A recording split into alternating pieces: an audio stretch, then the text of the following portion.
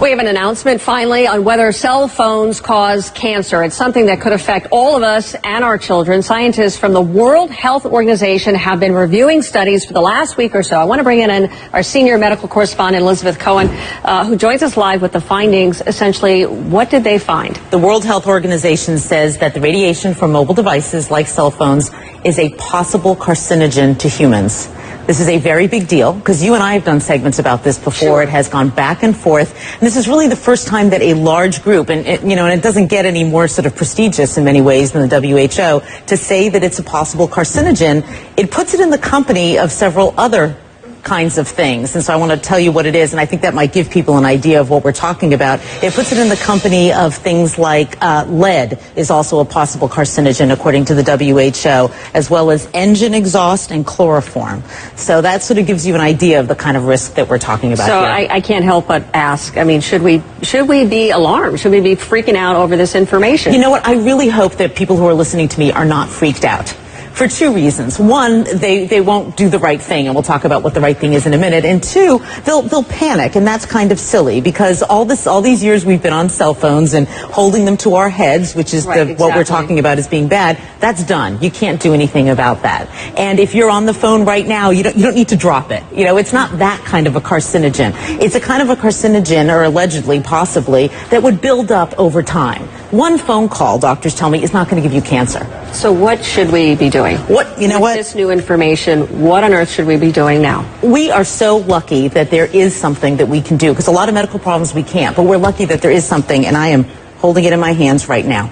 You use a device to keep that phone away from your head. Okay, I'm going to make it very simple. This is what experts that I talk to don't want you to do. This radiation is very close to your head. The minute that you put one of these in, you can hold the phone at a distance. At this distance, that radiation is dissipating. It's not going to affect you very much, if at all. Hold it away from your head, which means using a wired piece like this or a Bluetooth, or put it on speakerphone. Keep it away from your head. That's the bottom line, and it's really easy to do. I mean, I can count on one hand the number of times in the past year that I have spoken on the phone like this. I just don't do it. I'm going to change my habits.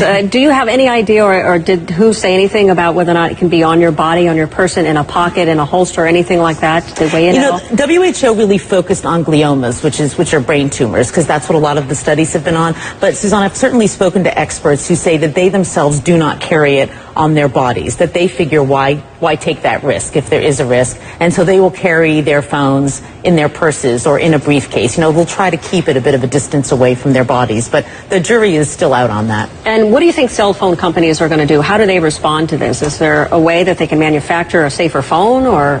Right, we're seeking a response from the CTIA, which is the industry group, and I think what could happen is that people like the FCC, or other groups like that in other countries might say, this is important what the WHO is saying, and so maybe we ought to tell cell phone companies to make phones with lower radiation. You know, that's a possibility. They may say, tell cell phone companies, go back to the drawing board, come up with a phone that emits less radiation.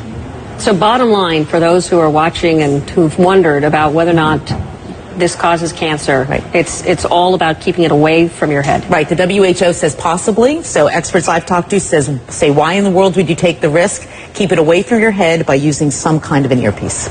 All right, Elizabeth, thank you so much. Thanks. It's something a lot of people have been asking and wondering, and clearly we have something that is rather conclusive from a very prestigious organization. It is a big deal. It is. It is. All right. Thank you, Elizabeth. Thanks.